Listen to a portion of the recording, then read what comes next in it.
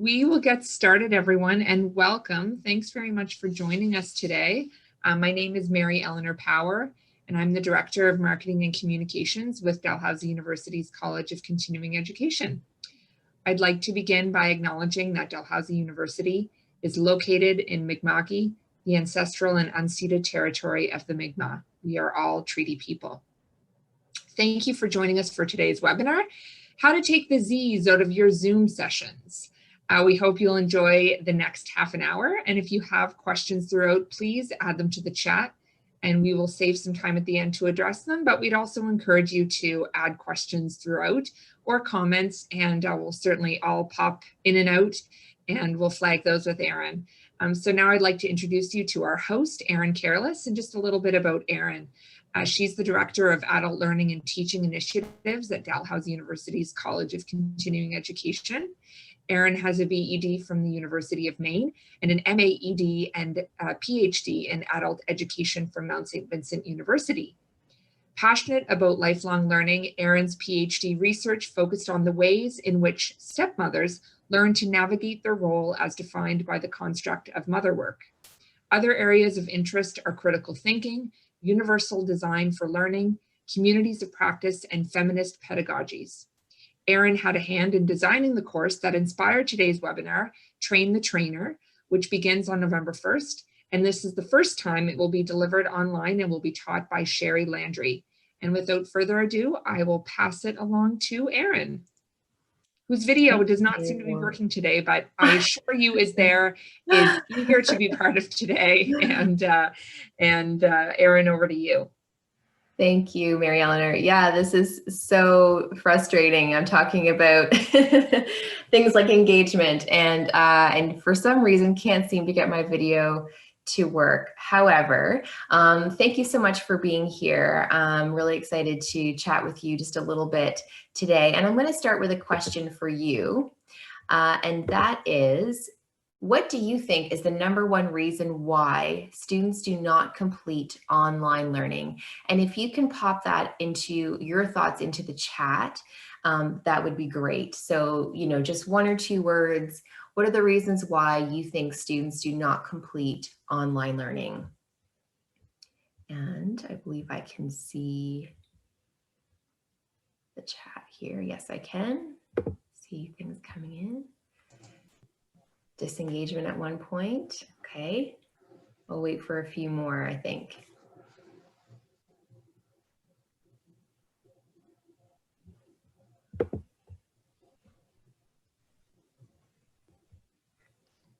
Oh, perfect. Here we go. Overwhelmed, distracted, lack of accountability, anxiety.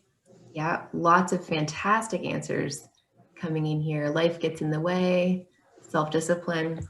These are fantastic. And there are 2 in the Q&A here, Erin. I'll just jump in. Possibly procrastination and disengagement at one point. Perfect. Yeah. So all of these things absolutely have an impact on learning. And but the #1 reason why students do not complete online learning, is not tech issues. It's not demanding instructors or difficult content. It is a lack of engagement. So you've probably all heard the term MOOC before. A MOOC is a massive online open course, and you can find MOOCs available that will teach you about just about everything, like knitting to philosophy and everything in between. And typically they have a very, very large enrollment rate. Well, the completion rate for most MOOCs is often less than 10%. And so if you have 5,000 people taking your course, that may not look too terrible to have a 10% completion rate, but you can imagine if you have 10 people in a class, that means that 1 person finishes. And that is typically down to engagement. So engagement is linked to retention, which is linked to completion, which obviously then has a massive impact on the type of learning that we engage in. So that's not to say that there isn't the appropriate time and place for the type of learning that is asynchronous, self-led, quick in and out, like the fast food kind of meal. There absolutely is a time and a space for that. But you might think of it like this. What kind of learning experience do you want to offer? The quick, bite-sized, get in, get out, grab your information and go? Or do you want to provide learning that is more in-depth, more engaging, perhaps more satisfying, and even a little bit longer in its duration? Again, both are completely valuable and have their place, but I'm going to focus today a little bit more on the second type of learning, the more home-cooked family meal style, and talk briefly about the community of inquiry model or framework that is used to build engagement in online learning experiences. So this community of inquiry model is a research-based approach to establishing a community with strong interactions and presence so that learners can work together as opposed to in isolation in these online experiences. It's based very much in a constructivist learning theory, which says that people build meaning through engagement and using their own lived experience. And it assumes that the basis for studying online or learning online is actually inherently collaborative and constructivist, as opposed to autonomous and independent, which is a bit more of that fast food approach. So learning is social and it requires a connection to one's life. So as you can see here, there are three components of this community of inquiry model, and they are cognitive presence, teaching or instructor presence, and social presence. And I'm going to talk a little bit about each of these three components and how you can incorporate that into your online teaching. So let's start with cognitive presence. Cognitive presence is the extent to which learners are able to construct and confirm meaning through sustained reflection and discourse. This dimension is, I admit right off the bat, is probably the most abstract of the three, but essentially it refers to where the learner actually constructs their knowledge and builds meaning through reflection. And this dimension can only occur if social presence and instructor presence are strong, because it requires a really safe environment for learning that fosters critical thinking and that deep learning. So it's really stimulated when the learner interest is identified, they can explore and ask various questions, they can build knowledge and then apply that new knowledge. So what does that mean for your course? I can hear you asking. So how do you establish cognitive presence? You can do different things like creating discussion questions that are really thought-provoking and encourage the application of that new knowledge. Scenario-based activities for groups to engage in are really great in establishing this level of cognitive mastery, as is role-playing with a debrief. So always having a debrief conversation around what does this look like in your workplace? How can you transfer this knowledge into your daily life? Learning journals are a very powerful way to have students reflect on the learning and the process of that learning. And don't forget to ask them what they need to learn and also what hinders them in their learning. At the end of a course, you can have learners create a blog or a post that describe their learning and its application. So where they'll go from here, so to speak. So the second aspect of the COI framework is teaching presence or instructor presence, same thing. And this is really the ability to set the curriculum, organize the course, and participate in the meaning making that students engage in. So there's two really significant elements here of instructor presence.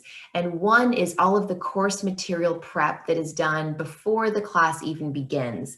So when you develop the learning outcomes, select the readings, create the assessments that will give them the opportunity to demonstrate their learning.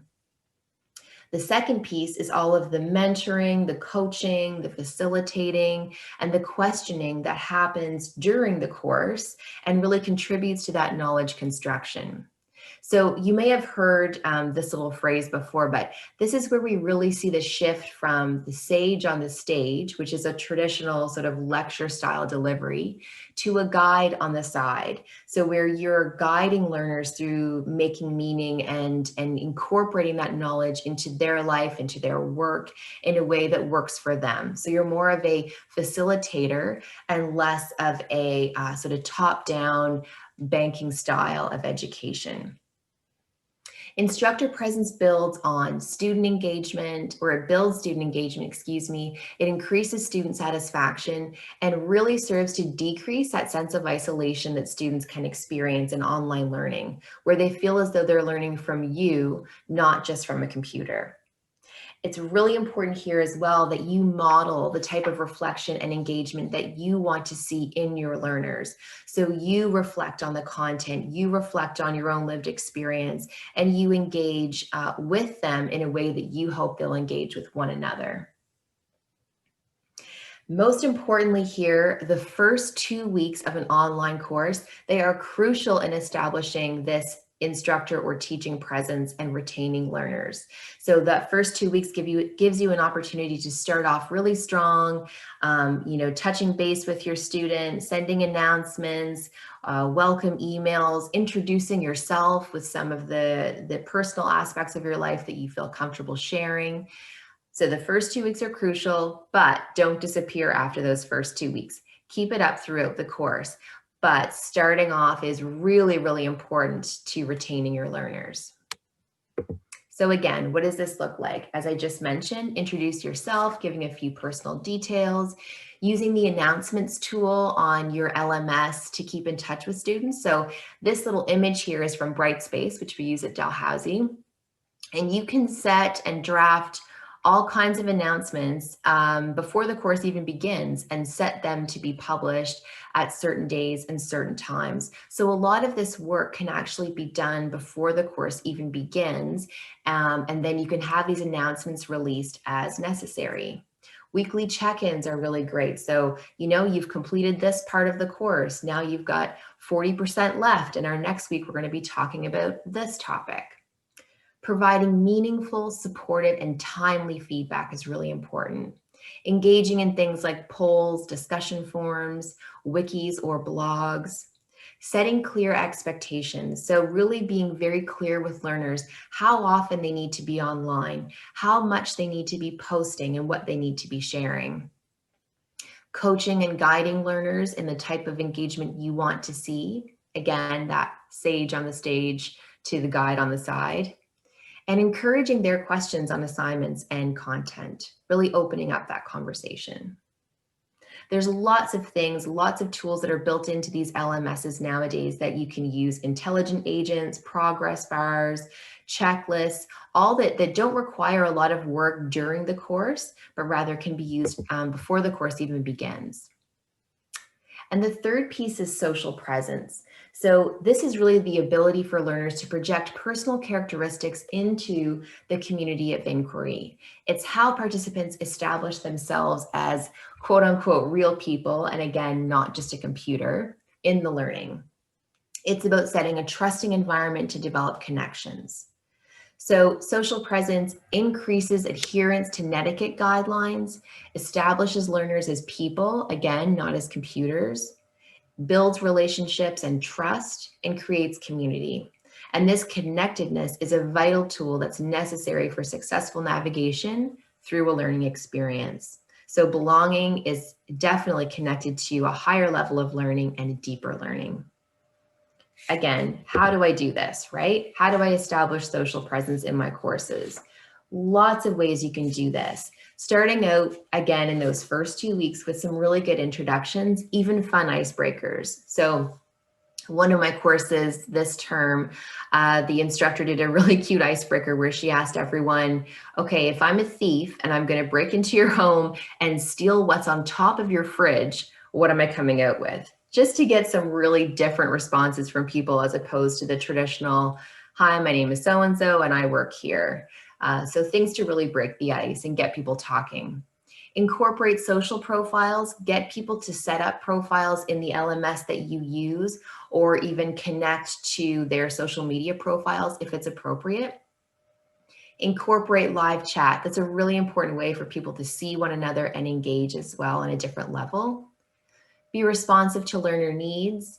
Use video feedback. This is a great way to give feedback on assignments that actually can take less time for the instructor, but feels more like a one-on-one conversation. encourage reflection, ask thought-provoking questions, and again, where appropriate and possible, use Web 2.0 tools like blogs and social media to enhance your learning. So instead of maybe a discussion board, you use Slack as a tool that just brings something different to the classroom. The social presence relates to the need for learners to perceive each other as real people as well, not just the instructor. And when the learners experience a high degree of social presence, they really feel they're a part of a community and have that sense of belonging. So now I know you're probably feeling maybe a little bit overwhelmed right now that, well, you have to do 100 different things for your next course that you're teaching. And how do you cover all 3 of these concepts at once? But I would encourage you to take this one step at a time. This is a process. Even if you try one strategy the next time you deliver a course to boost engagement, that's an improvement. So maybe just incorporate some small video lecturettes, between 2 and 7 minutes long, or use a checklist at the end of each module to make sure students have completed all of their work. Or instead of using a reading, try to find a video and then do a learning journal reflection. So just do one thing each time that will hopefully boost some engagement for your learners. And as Mary Eleanor mentioned, this is all of this content, and obviously much, much more, is part of our Train the Trainer course, which begins November 1st. It runs over for 4 weeks and is facilitated by Sherry Landry, who has taught Train the Trainer many times for us in a face-to-face context. And this is the first time it will be delivered entirely online, and we're very, very excited about it. So this course provides an opportunity for our participants to build confidence and capacity in designing and delivering dynamic, interactive, and effective training sessions. So they develop new skills or enhance existing ones, and are introduced to interactive techniques that enable them to expand their educational opportunities. So again, delivered online, but there are synchronous sessions every week that really bring people together and build that engagement. This is the content that we cover in Train the Trainer: adult learning, universal design for learning, program design, needs assessment, alternative assessments, instructional methods, effective facilitation, dealing with difficult situations, and of course, building engagement and community online, and the various tools and technologies you can use to do so. So that is the end of my presentation. Mary Eleanor, I don't know if there are any questions. Yes. If there are any questions in the chat, feel free to add them now. Feel free to add them here. And I'll just ask a question, Erin, just to kick us off. But I'm curious, just among the various tools that are available to kind of help people facilitate discussion, what have you experienced as the most effective tool? And maybe you could provide an example of one that that really worked well. Yeah, absolutely. And there are so many, and this is an entire course in itself, just on the various tools and technologies. But we've used some really neat things this year for the first time, where all of our courses are being flipped online. So tools like Padlet, which is a really neat way to have learners sort of post their ideas in a real-time context. So it's almost like a giant whiteboard for the class and can facilitate some really interesting conversations. We also use things like Mentimeter, which are ways to sort of do live polls in class as well. So there's lots of tools, but those are just a couple that I found to be really effective in kind of keeping that engagement level higher. Great. And perhaps there are others in the chat here who might want to share other tools that they've used that have worked well, and would welcome people adding to the chat here of tools that they've used. Maybe we'll just pause here. If there are any questions for Erin, please feel free to add them to the chat.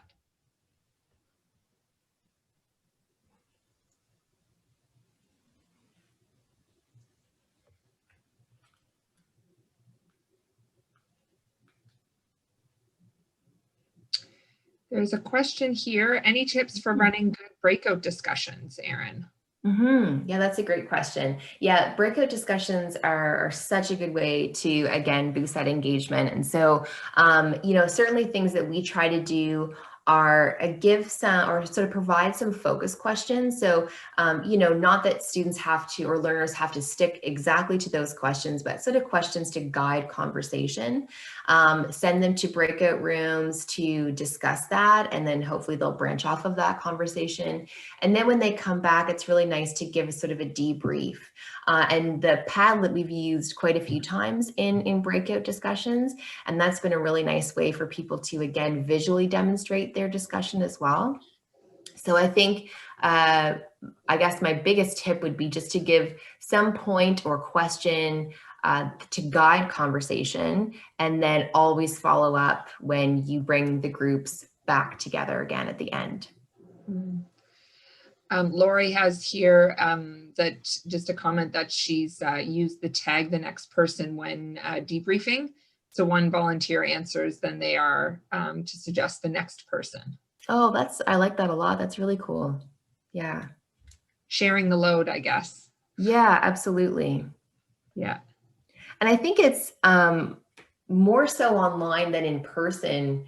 We feel like we, as the instructor, I say we as the instructor, have to sort of control the space more. Maybe it feels as though it's a little more difficult to do that, so that we have to be the one running everything. But that's a great example that, we can get learners to be the ones that are initiating conversation or, providing points for discussion. Absolutely. Erin, I might change you to the host just to see if you might be able to turn on your video now. Sure. Yeah, I'll try again. You want to try that again? Ah, there you are. It worked. There's Erin. Hello at the very end. I have never had to do that to add that function, but I just thought I would try it to see. Yeah, no, that's so funny. That's never happened to me before either. So here's Erin, everyone. I love that idea, Lori, that tag the next person. That's really great. I'm going to use that. Any other questions? We do have a few minutes left. Erin, maybe you can give us a sense of Sherry and her background. So if for people who might be interested in hearing more about her. Yeah. So Sherry Landry, so she's had a long career with Rogers and in a training capacity with Rogers, and has taught for us at the college. She's taught train the trainer and theories of adult learning as well for quite a few years. So she's a very experienced trainer. She's worked with lots of different groups. So train the trainer, kind of the beauty of that course is that it brings people from various industries and sectors together. And so there's a real opportunity to learn from one another. And she's very good in sort of creating that dynamic. So yeah, she's fantastic. I do see another question there, Mary Ellen, or will the slides be available? So I can certainly send that to you. I don't know. Yes, and the webinar is being recorded. So we'll also be sending out an email to everyone who joined today and those who weren't able to join. And we'll be sending out the recording, but we can certainly look at adding the slides to that email as well. Okay, great. I was curious, Erin, if you could speak to, and thanks, Elizabeth, she's saying the session and the information presented and shared are very useful and timely. So she thanks you very much. Oh, thank you. Thanks, Elizabeth, for that. I just wanted to ask too, it's certainly, train the trainer, I think, is for those who perhaps on a daily basis work in a facilitating capacity. But I see a lot of value in, so many of us, whether we work in marketing, or in another kind of discipline where we have to bring people together in a collaborative space. I find that a lot of these tools are just almost becoming a necessity as all of us work to some degree online and need to get people engaged, because it's easy to turn off our cameras. It's easy to kind of be working on other things because we don't have other people in our physical space to kind of hold us accountable. So wondering if you can just speak to that a little bit about kind of how Train the Trainer is really has broad applicability. Yeah, that's a great point. And certainly now with us working in this way, and so we're all working, most of us are working remotely and will continue to do so for a long time. And Train the Trainer is not as Mary Eleanor just said, not just for someone who is training another person or a group of people, but is really about those skills around engagement, facilitating, even dealing with difficult situations in group dynamics, and really working in groups. And so it's a sort of, how do people work together? How do people learn?